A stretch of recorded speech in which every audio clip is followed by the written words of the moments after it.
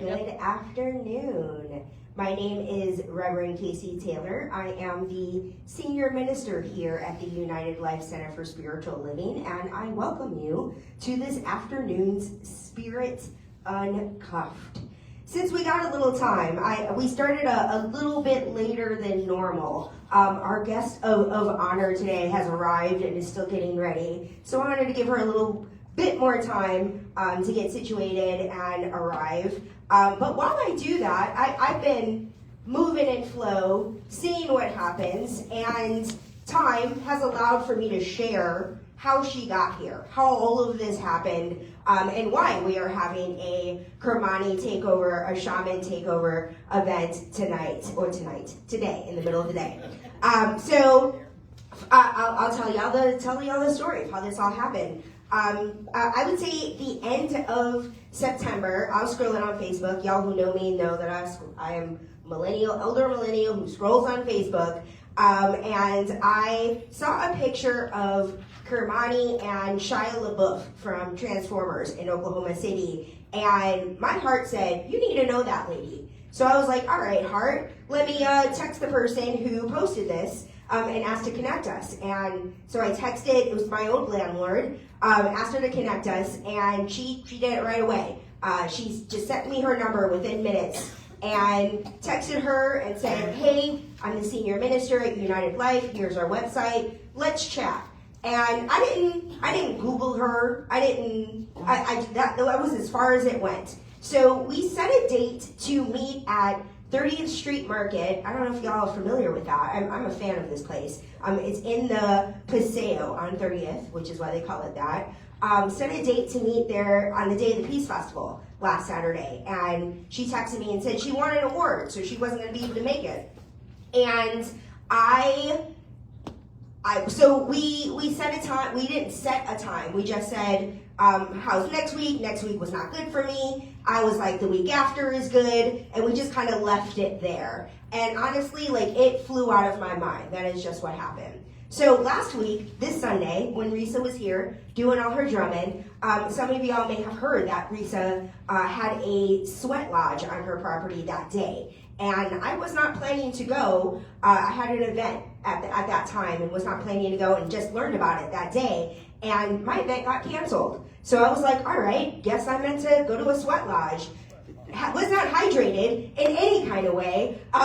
Did not prepare. Usually when I do a big spiritual experience like that on a Sunday, Monday is designated for rest or something along those lines. And my Monday was was filled with all kinds of random things, and the aftermath, the afterglow of having participated in this community sweat, and especially singing the same songs that we sang here this Sunday in that sweat lodge. It was profoundly moving for me. And on Tuesday, I was a big old wreck. I got on the phone. Tasha and Nina and I have a weekly meeting at Tuesdays at noon, and I could by the time I got to the "So It Is" part of the prayer, I just was bawling. And they took it. They're like, and "So It Is" did for me, and they're like, and what do you need? And so I just told them what I needed, and they took care of it, which was incredible. And Tuesday just ended up being this magical day for me, where all kinds of things like that, where I was expressing emotion publicly in ways that I am not a fan of expressing public emotion, but it was not a problem. It was just this realization that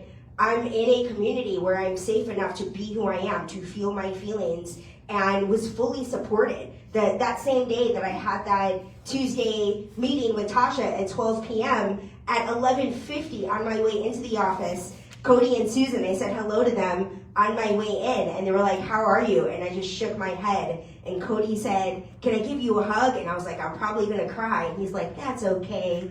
And I just cried in Cody's arms, and then cried with Tasha and Nina. And so on Tuesday, opened my phone to do whatever, was looking for something else in my text, and realized that I hadn't followed back up with Kimani. So I said, how does today look for you? And she said, how about 3 o'clock? And she wanted to meet at the same place that we'd met at before, that we planned to meet at 30th Street Market.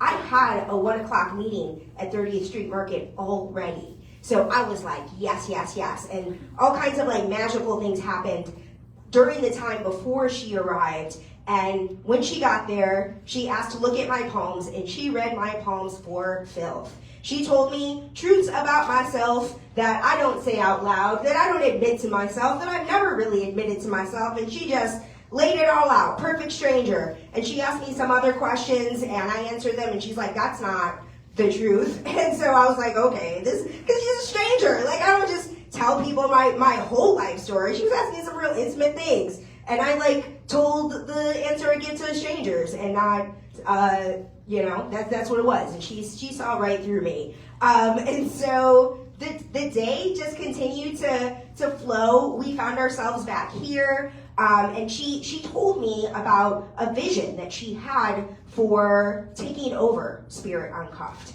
And I was like, what about this Sunday? Because I felt like an emotional ball, and I was like, I'm probably not going to be together on Sunday, to have it together on Sunday. So to have somebody come in and do a takeover event feels like the right and perfect thing. Although, when I said that, I had no idea that she was going to not be in the room 11 minutes into when we started. So, we will see how all that goes.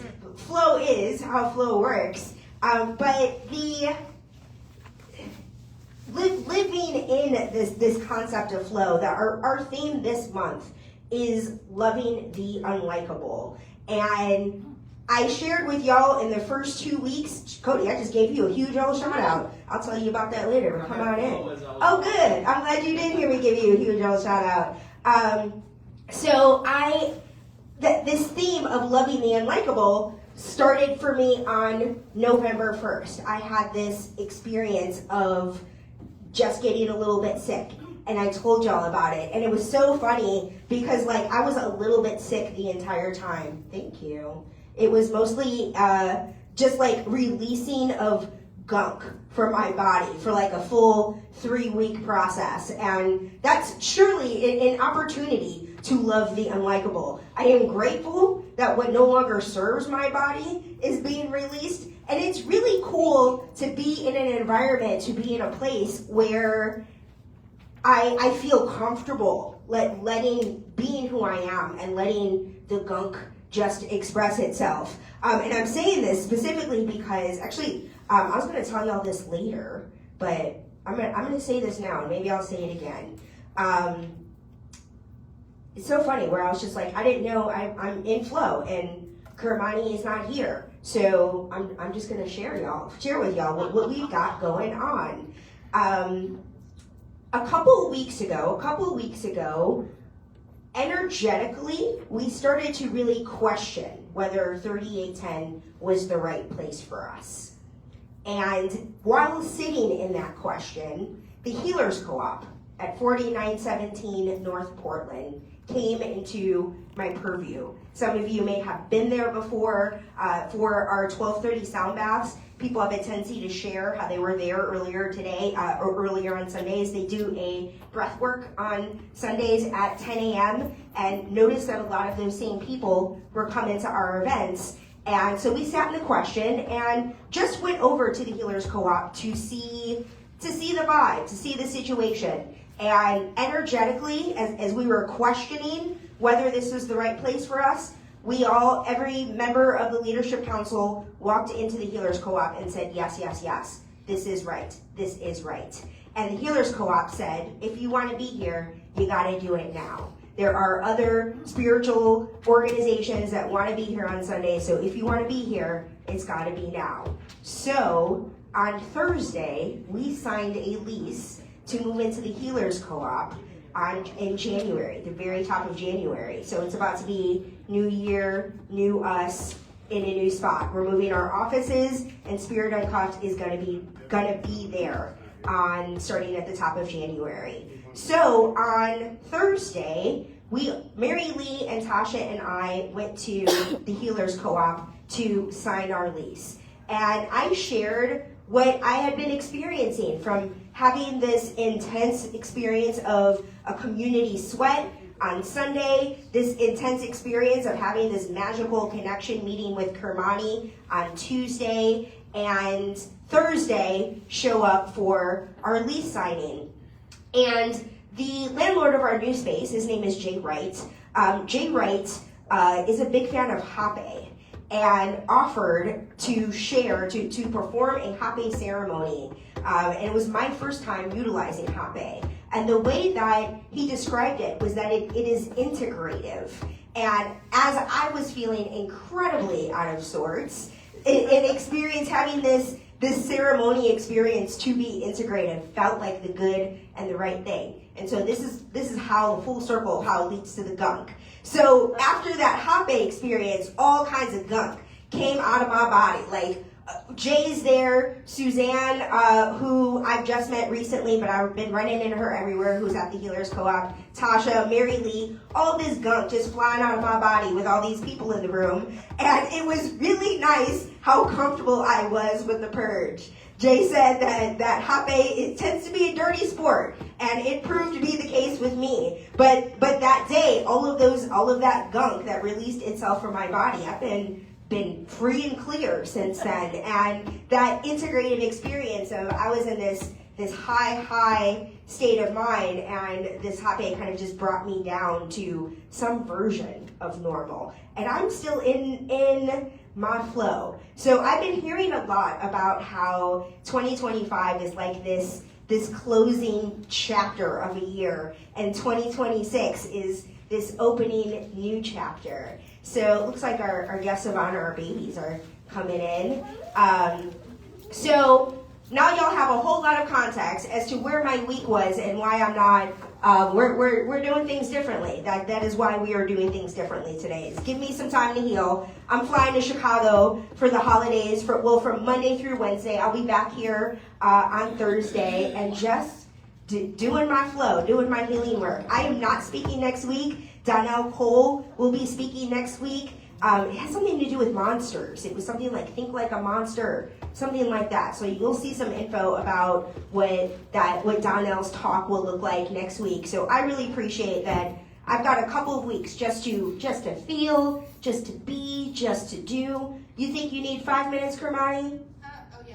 10 minutes. 10 minutes. All right. So again, just met Kimani yesterday, or Tuesday. So here we are. This is our situation. I'm grateful for this crystal. Do you want to actually? Would you like to come up here a little bit and introduce yourself and talk about these crystals that you gave us and what you got going on?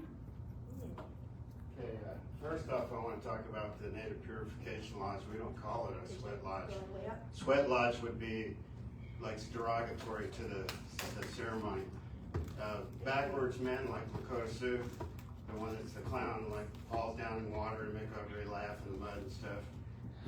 They call it a sweat lodge. That's a going backwards. The common man goes forward, and so that's why they call it a Native Purification Lodge. The backwards man, the Heyoka, he has the right to say whatever he wants. He's usually there'll usually be two different Sundance chiefs. There'll be a Heyoka, the backwards man, sometimes called the clown, but not really. I don't like to call them the clown because they're like doing something sacred and they tell you stuff. They don't just. The other one won't tell you stuff.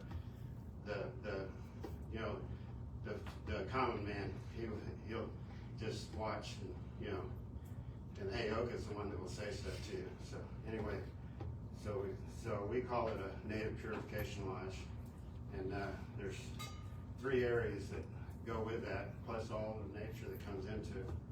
So you got the fire, you got the altar. They should have an altar, and they don't want to say do an altar sometimes because they want to be confused with metaphysical. That's why a lot of them won't admit that the crystal stones are used for healing. They've been doing it for over 50,000 years. They won't say it, but I'm the one that talks about it. So because I have both Celtic and Native, and so the Celtic side wants to tell people the truth, so they know what's going on. That's a tangerine quartz crystal I gave you. It gives you the spicy energies of life and helps you to get through stuff easily. And some people they take and just they put all the bleach and just take all the stuff, acid stuff to take that off them. But to me, I think they're more natural. They have more power I say, energy, powerful energies, and they're like my babies. Everything I make is a prayer. Not at least in Cherokee. means prayer. Every word, I write poetry too. Every word that I write is a prayer. Sorry. Can I join you? Hi. Thank you. Stay here. So my name's Tasha. I'm the operations director here at United Life Center for Spiritual Living, and we don't speak the same language, but I feel you. Thank you for this. I felt the power when he handed it to us. He walked around the room and gave it to every single body. And I'm going to use your hand as example. So he set it in our hand and he held it. And I felt the intention. And what we do, and I'm just going to welcome you here because I'm a speaker. So like I see you, I hear you. We're hearing this together, okay? I'm a storyteller too. Yes. Okay, so let's breathe. What I felt is the intention. And here at Science of Mind, we're not here to do another religion or whatever. It's helping us remember how to use the tool of our mind. And this right here reminds me of the intention of earth, the intention of the gift, the intention of the instrument, of the person. And the fact that you just said that people bleach this. And I just got to play the crystal singing bowls that are bright white, by the way. But I feel that our intention behind it is what amplifies the power. And can you talk about, you said these are your babies and then you got choked up. What is that? Help us understand what's on the table. I believe that when you make artwork, that your ancestors flow through you. They teach you things each time, no matter who you are. And everybody in America used to make things, all the different countries used to make their own stuff. Now they're buying stuff from Walmart, which I don't really understand that myself. And I trade with people a lot too, to keep the energies where they're better energies, and because it's better feelings when you trade and you don't have to use the money thing. I personally don't like money. I think we should all go back to the barter and trade system like we had before, and grow our own food, contain our own food, and trade what we've got. That's up to the rest of the world to wake up on that. So, and I give stuff away every time I go somewhere, especially to the children.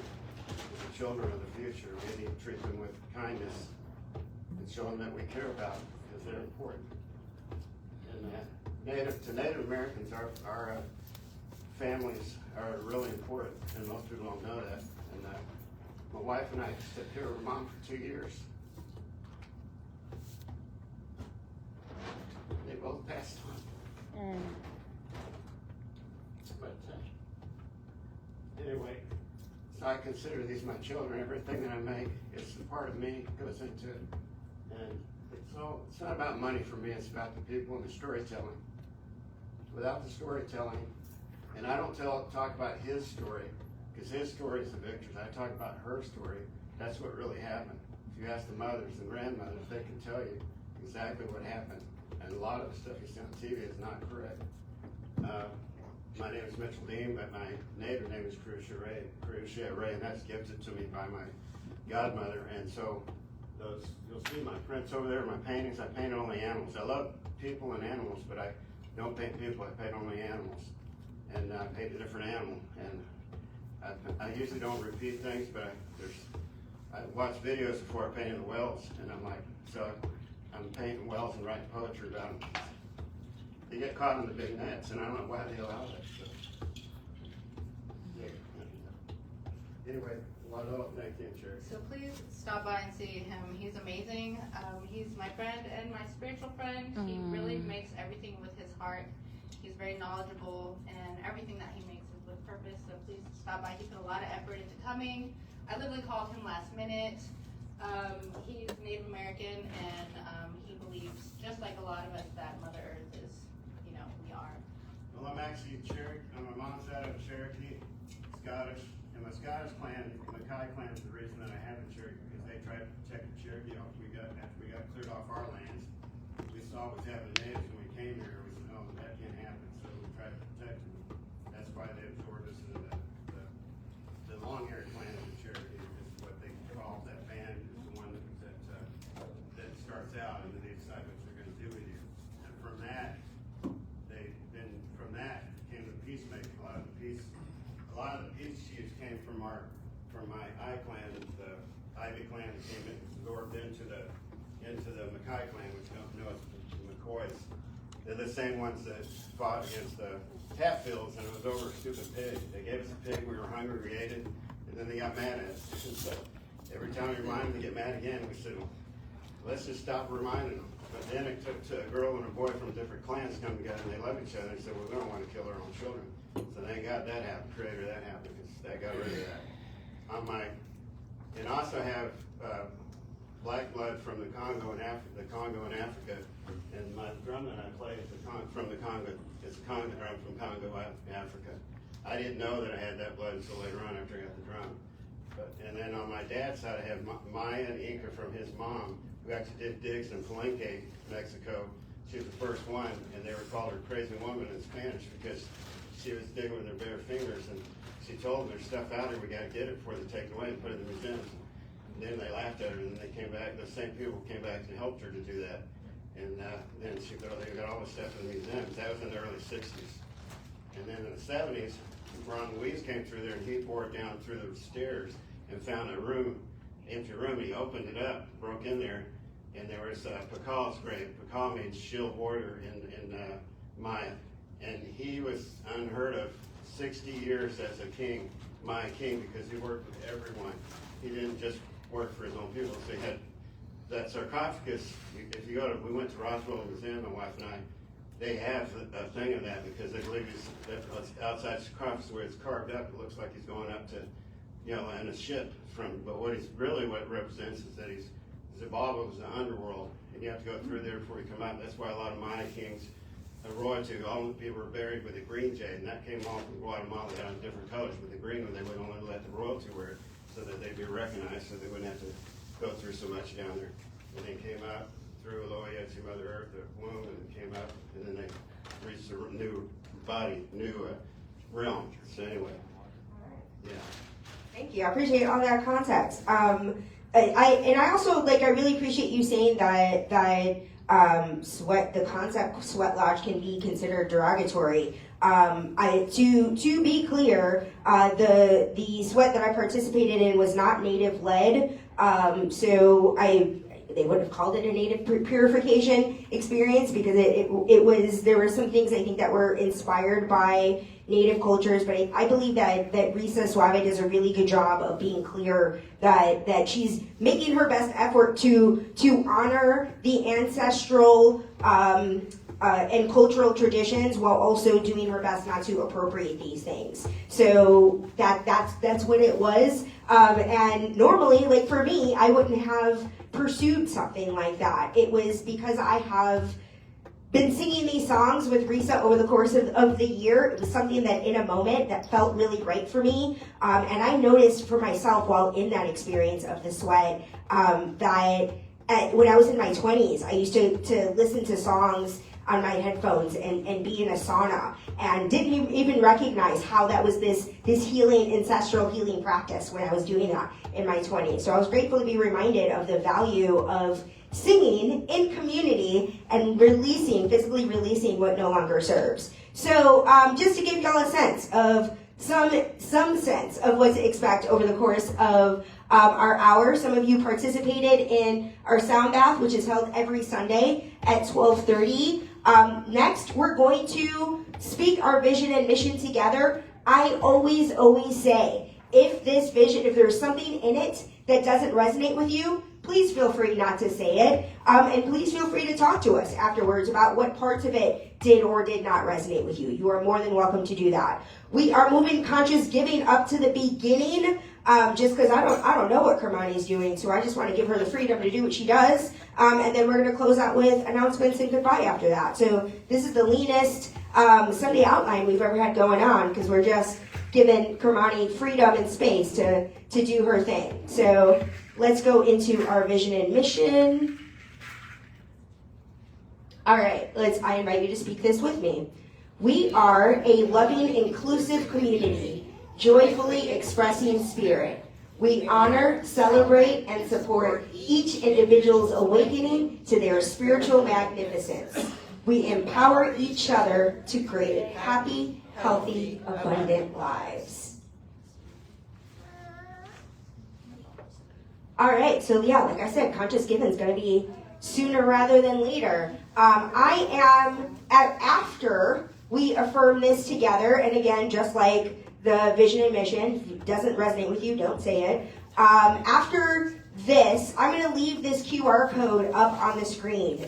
So know that you don't have to rush and do it now. But this QR code takes you to the donation page on our website. And we have this text to give option as well, where you can text the amount to this phone number and it'll go to us. We'll ask some follow-up questions like who you are and billing address and all that jazz. And once you sign up for text to give, you will never have to answer those questions again. So those are your two options of giving. And Mary Lee's going to come around with the basket as well. And as Mary Lee goes around with the basket, if you don't have financial energy to put into the basket, I invite you to share your energetic energy into the basket. So I invite you to speak this affirmation with me. I live in abundance. I am filled with abundance. I give from abundance, and it fulfills my soul.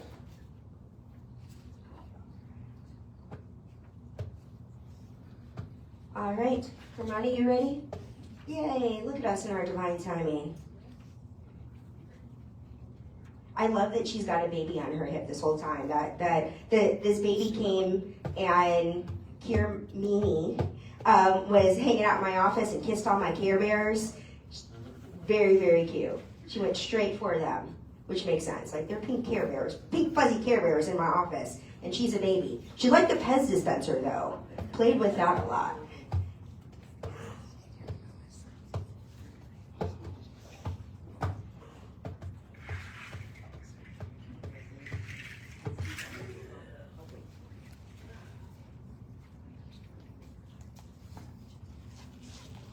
Gotta change your shoes like Mr. Rogers. Can't wear the blue slides, need the brown ones. Yes. The special sauce. Thank you very much. Here you go. Yes, thank you for being here. Well, hello everybody. Thank you so much for being here. So I wanted to introduce myself and my partner Adam. We are partners in dance in Mesoamerican theology, mythology, and current day. The things that we are doing now were once illegal, and pretty much if you had any type of resilience in you, it would get beaten down from colonization. And so we are here, and it's so close to Thanksgiving too. We are here to share the beauty and to reach out to everybody. I recently won the Community Impact of the Year Award through dance about a week ago from the 19th Annual Destined to Dance. Me and Adam got nominated for Best Dance Duet of the Year, and I won Outbreak Female Dancer of the Year as well. And then I also recently got an award from the state of Oklahoma and from the Panamanian Society of Oklahoma. So thank you so much for that. The most important thing here is outreach and love. Self-love for us, self-love as a community, and to really keep things in balance. And that's one of the main things with Mesoamerican theology and mysticism is balance. And so sometimes we feel overwhelmed. Sometimes we feel like when we wake up in the morning, we're like, oh my gosh, I'm just really over so much, and the day has just begun. And so this dance is a prayer. Each of these steps that we're going to be dancing means something special. It's really hard to keep indigenous knowledge going because it doesn't have a book like other religions or other types of belief systems. We come from Turtle Island, and I have outlined here, this is our altar. None of these items can be touched, but we do have some feathers that people can touch, and I do have a bag that I'm going to have, that I'm going to give out, and you guys are going to use these props, and then when you're done, you can just go come get them. But I want to immerse you in this spirituality. I want you to feel your ancestors They don't have to just be indigenous ancestors. They can be ancestors from wherever you're from. I want you to feel the power of the drum. I want you to feel the energy within yourself. And so that's why I'm here. And also, if anybody wants a palm reading, or if anybody wants an oracle reading, just let me know. And after our presentation, or a tonali reading. If you know what a tonali reading, that is a Mesoamerican reading as well.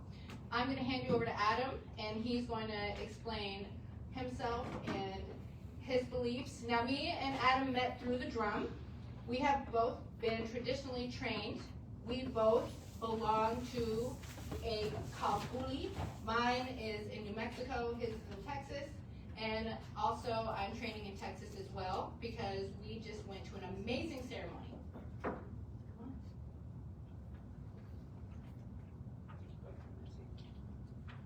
My name is Adam Serio. My family, the way I grew up, we were very secretive about who we were. We didn't talk about nobody outside the family. You married into the family, it was considered a top secret about who we were. For 500 years, and those 500 years have been up for the past few years already. Could you My put the family- microphone up to your mouth? Oh. Sorry. Yeah.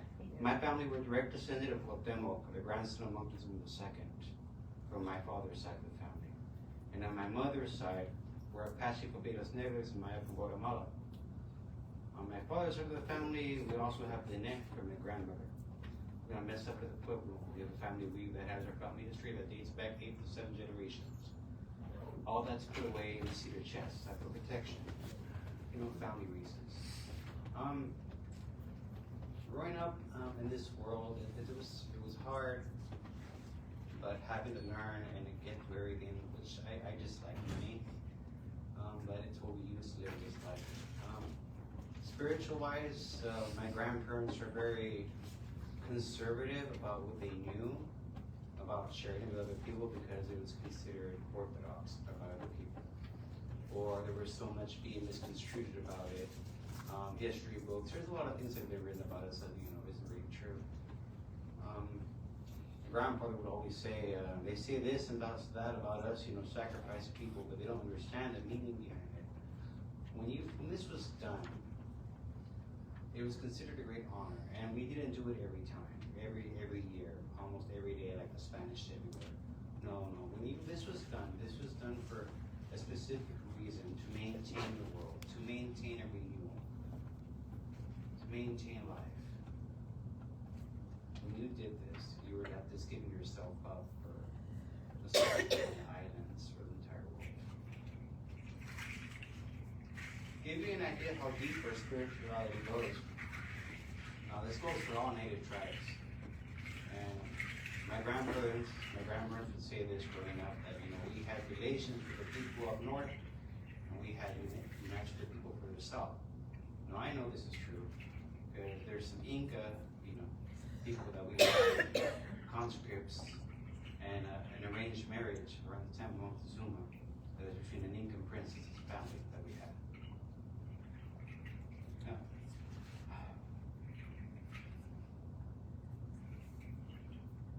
My grandmother would always say,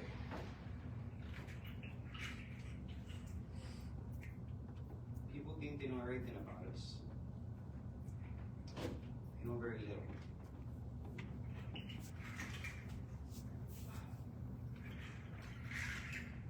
The ancient codices my grandfather had to put away, blood wasn't allowed to touch, but they're there.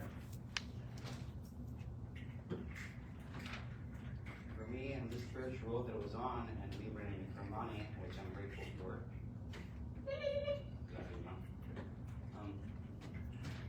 It's been a tough road. Every road man, every medicine man that I met along the way always told me it's not easy. Me having to work a full-time, 40-hour-a-week job, and having to do what I do, it's really good for me considering that I have to make atuendos, I have to make fees, I have to make things, and all this costs, unfortunately, these days. But when we make our spiritual items, it's all made by our own hands. So much time put into it, the work. Another things you earn, like the feathers, fish will make up, fish will make up, protect the lower body, so you don't look at the head.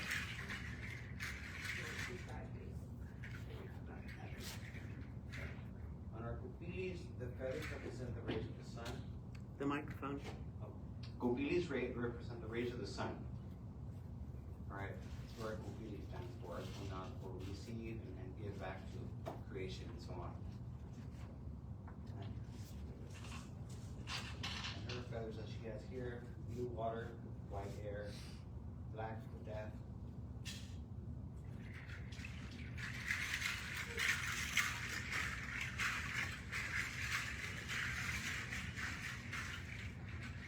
Forgive me, I'm on top of this mess with people. For me, this is really sensitive information that is Here we have the hawk feathers, and here's her red, which orange and red are high-ranking colors, as well as blue. Those colors are meant for higher-ranking generals and so on. You have to earn all these.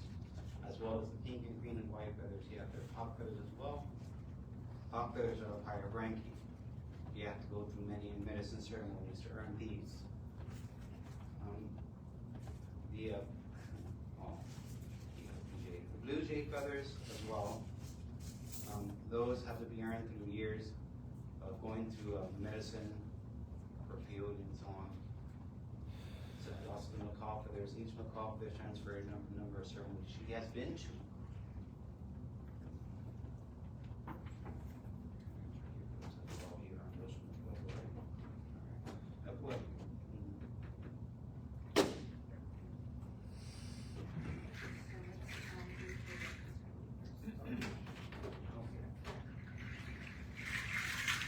Before you like the ceremony, you open up in each direction. East is South Lampa. West, see what Lampa. South meets Lampa, North meets Lampa. Microphone, please. Oh, sorry, thank you. East Tlawitz Lampa, the direction of the holy people, or Hekatzin, or Tlaloc, is that direction. We receive spiritual energies and messages from the holy beings. West, Shipetote, which is glory of transformation, which we transform, or we transcend from what we no longer serves us. South, Huitzilopochtli, which we call guerra or war. Yes, I can do. You're welcome. That's the south for willpower, the determination to keep moving on. And then north, the direction of death. That's what we release, let go, and go on to the next. Okay.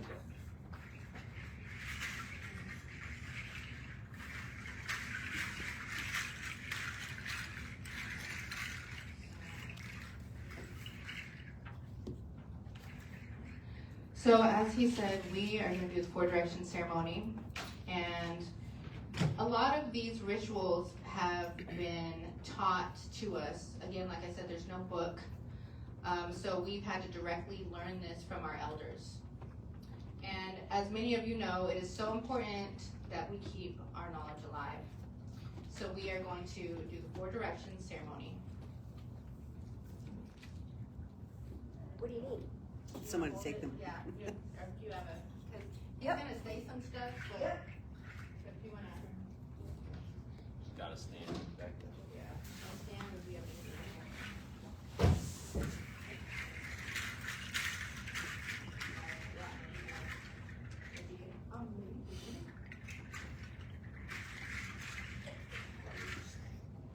Come on.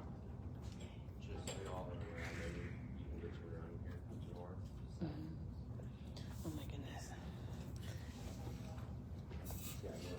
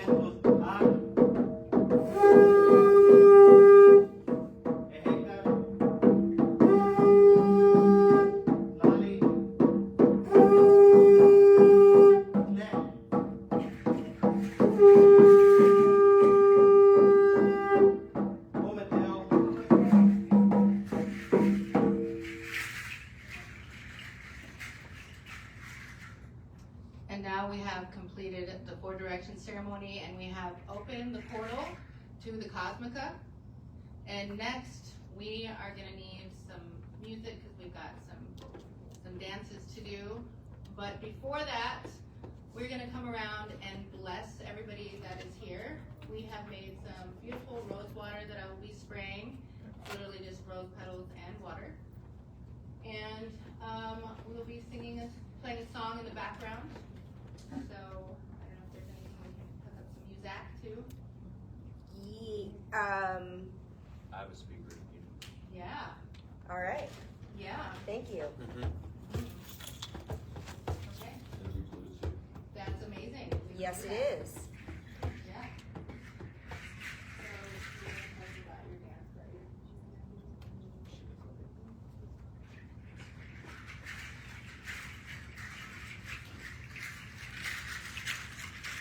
Hi, the danza I will be doing. Yeah, closer we can. The danza we'll be doing will be an interpretation of Shipetote. Now, I've done my best to keep the traditional movements into the song because that's how it was taught, never to change or deter anything that I was taught from my teachers. So this will be a transformation.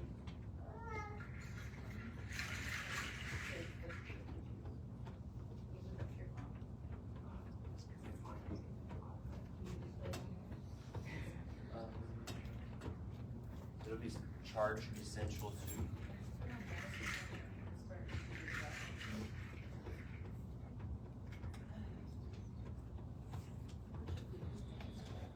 Charge essential to.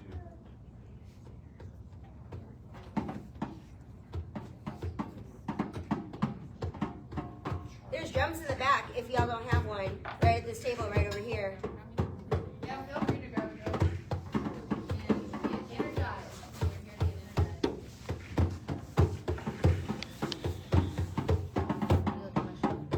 I like your shoes.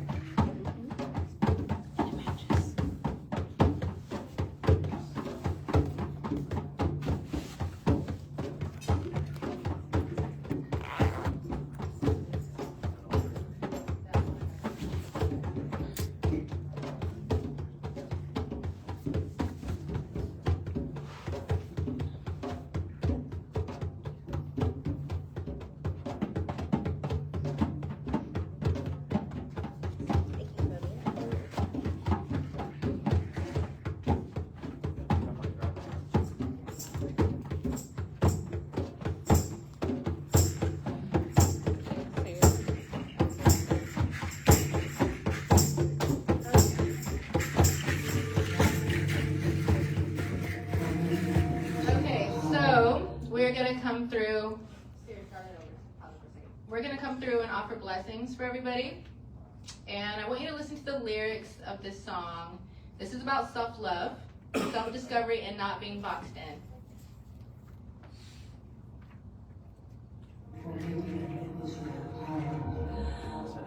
The Isle of Queen is a vast wilderness. I should have been afraid.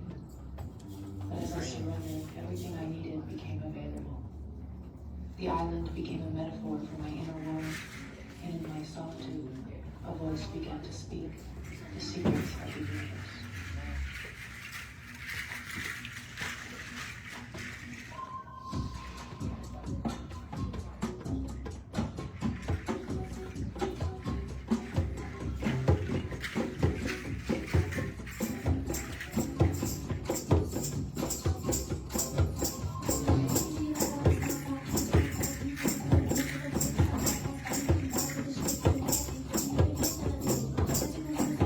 Thank you.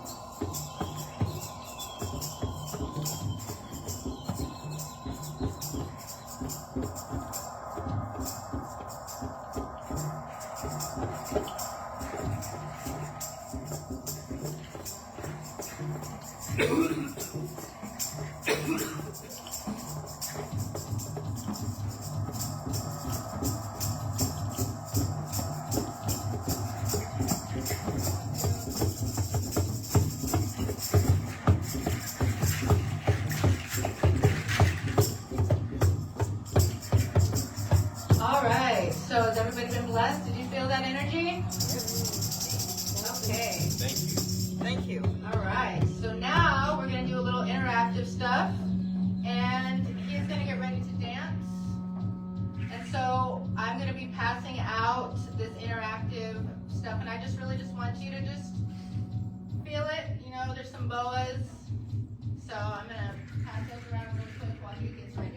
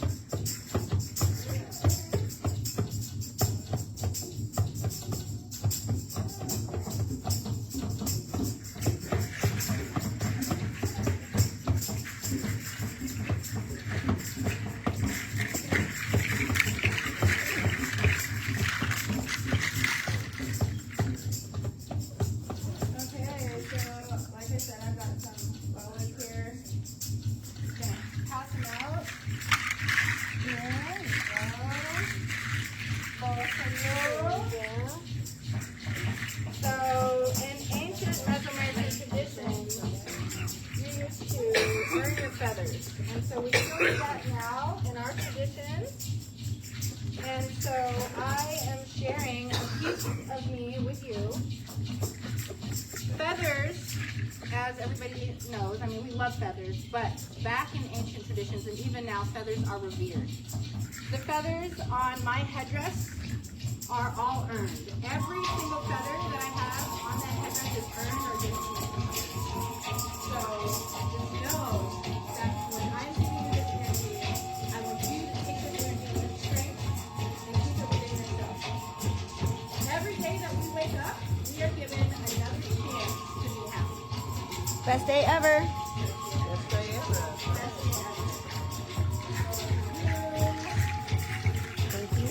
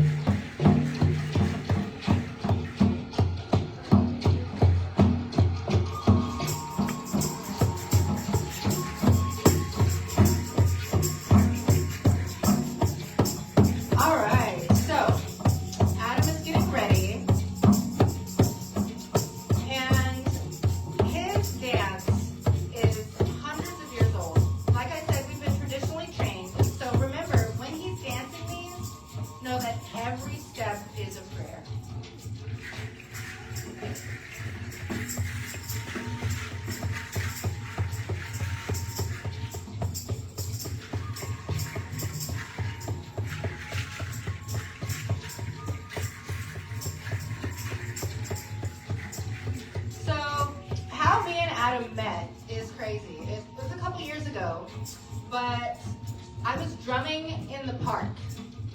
Drumming. And he was like, "Where did you learn that drumming?" And I was like, "Well, I'm traditionally trained." And he was like, "Me too!" And then that was it. And we were both going through a lot of struggles in our life. You know. I was homeless at the time. Huh? I was homeless at the time, but I met you this before. Adam was homeless. I would have to throw you out there like that, but I mean, okay. Adam was homeless when I met him, and he was on hard times, and he needed a meal, and I saw his heart, and now he's got his own apartment, he's working full time, and you know. And so I never let anybody's define what I think about them. You can be homeless, you cannot have any money. That doesn't define who you are. Your heart defines who you are. So with that, I'm going to introduce Adam. Now, he's a spectacular dancer, and always remember that you can see the potential in yourself and within you and who you are, no matter who gets in your way. Our own worst enemy is ourselves. Always remember that. Always remember that. So without further ado,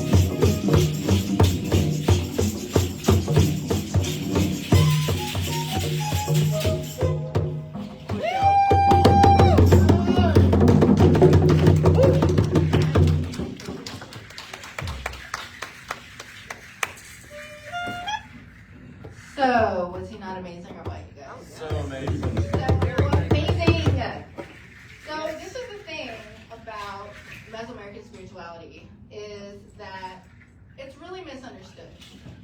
So I really hope that we bring you joy. I am going to dance, and as I'm getting ready, because I've got to put a bandana on and stuff, Adam is going to talk to you about his personal journey in danza. I've been dancing over 26 years, and I think one of the main things that I've learned is to always embrace those that embrace you. So if you have love in your heart, then I'm your friend.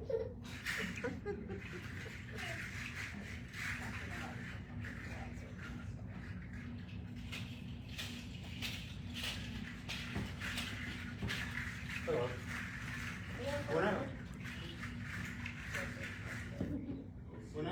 When I first came to y'all, I mentioned part of my journey. That's not all of it.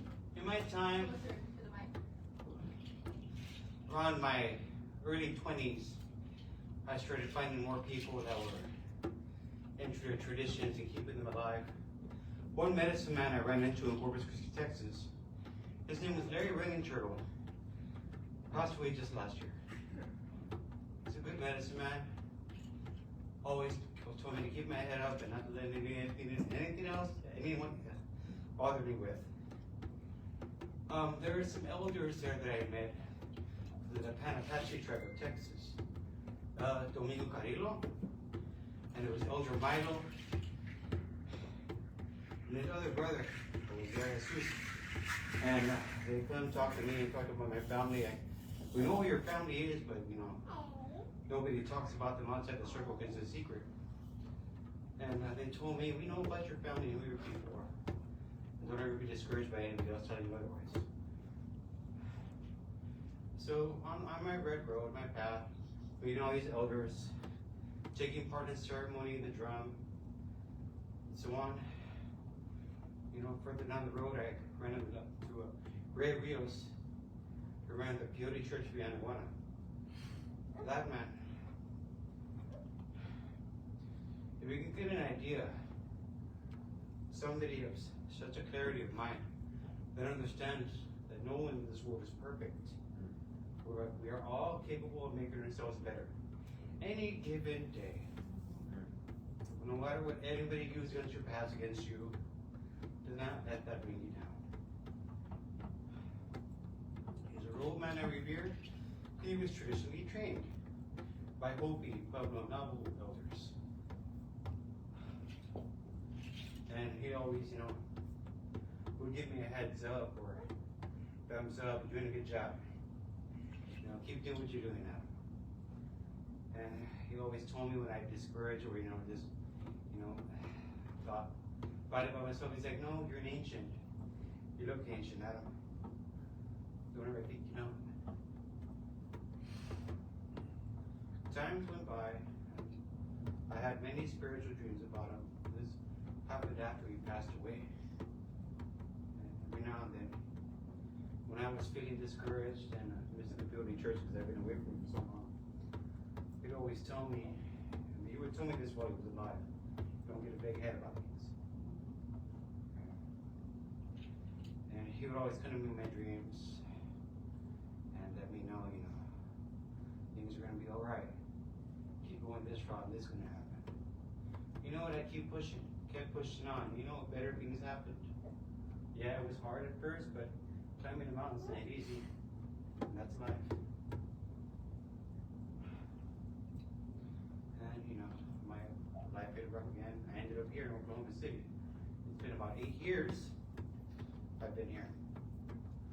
When I first came here, it's good people I met, and, you know, very good people. There was a few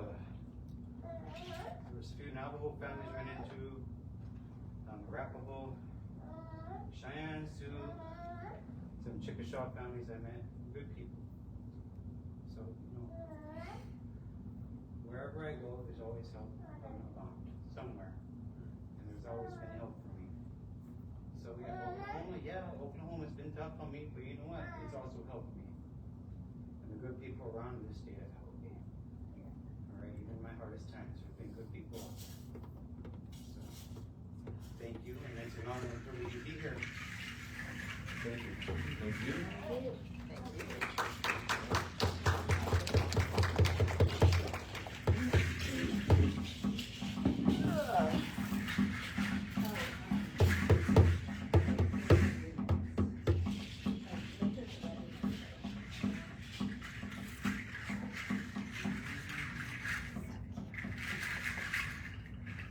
All right, so I'm about to dance my song here, and this one really talks about rebirth.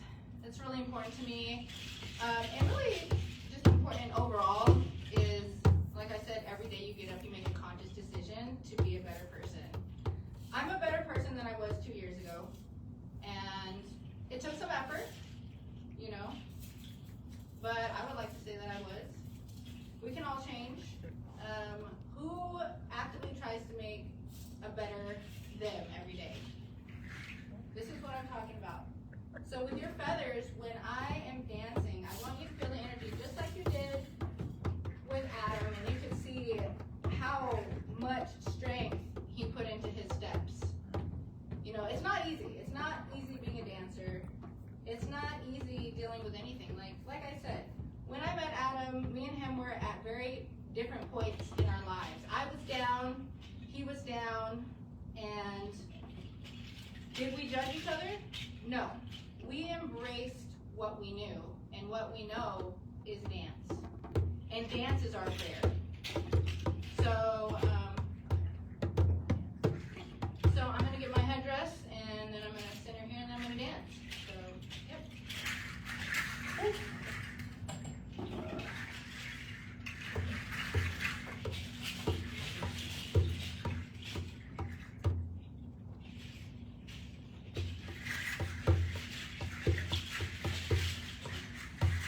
Oh yeah, and the headdress, my shaman headdress is super heavy, in case you guys didn't know. And these are heavy. All of the regalia is heavy. So when we're dancing, know that we've got to put like a lot of strength in our steps.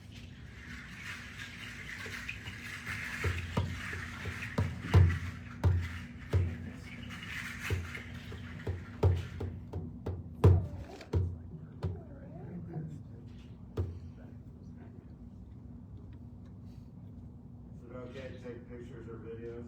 Yeah, of course. Okay, because some natives don't let you do that. We're I Mesoamerican. want to make sure that's okay. This was her phone, so.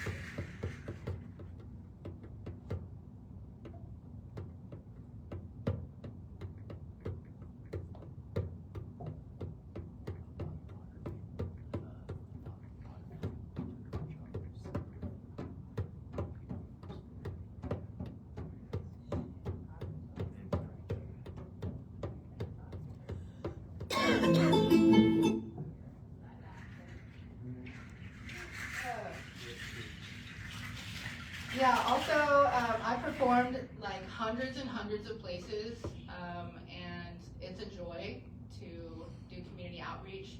So I really don't mind if you record, because that is part of, you know, us outreaching people that would have never seen Mesoamerican dancing or had ever seen a ceremony or anything like that.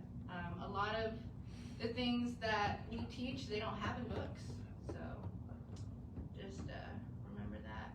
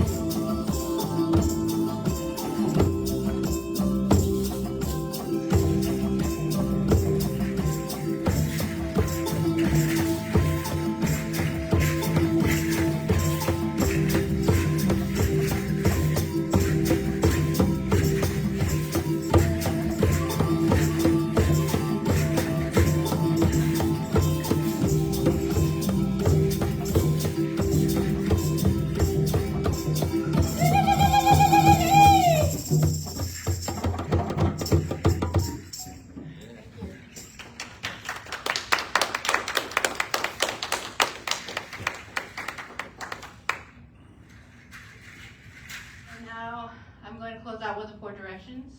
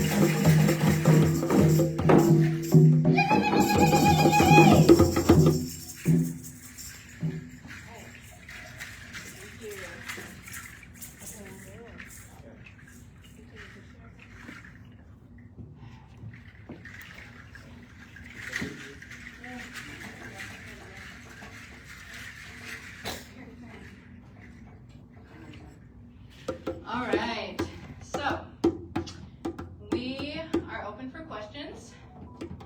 And Can I pause you on that? Yeah. Yeah. All right. I am going to open this up for questions, but first I'd like to just give y'all some announcements, and then we can close out, ask all the questions you want. I just wanted to let y'all know what we got going on before we conclude. So if you would like to be a member of United Life, this QR code will take you to the sign-up form to become a voting member, if that's something that you would like. And Making Peace with Your Inner Shit Talker is on Tuesdays at 8 on Zoom. Info about that is on the QR code as well. What's Up and Why happens every Thursday at 12. And Church of the Open Arms Food Pantry fundraiser coming up on Saturday, December 6th from 6 p.m. If you want to bring something, drop something off, some pie, something like that at 3131 North Penn, that supports the food pantry in the community. Potluck Sundays coming up after that, the day after that, Sunday on December 7th, directly after Spirit Uncuffed. And then we're having Elfest. And my friend who's taking pictures, if you would like to be a vendor at Elfest, let's talk more about that later. Tickets are on that QR code right there. And all things are on our website at unitedlife.org. Nightmare Before Christmas Drag Show is happening right after Elfest at 8 p.m. And your $5 ticket into Elfest gets you into the Nightmare Before Christmas Drag Show. And FYI, all of our tickets are suggested donations. So if you don't have $5, know that you are still welcome. Leadership Council meeting is the second Sunday of every month, so that's happening on Sunday, December 14th at 3. And as I told y'all, we're moving to a new place January 1st of 2026. New home, new year. That's what we got going on. All right, so if you'd like to receive prayer, you can drop a prayer in the treasure chest. Please sign our guest book, and I'm going to leave this open here. Kimani, if you'd like to come back up and answer any questions anybody has. Thank you all for being here. So let's do a group picture. Can anybody that I handed a boa to come over here so we can get in a group picture? Woo! Yeah, let's do it. Everybody. You want up with your phone? Yeah. Hard time to do. Come here, baby girl. Come on.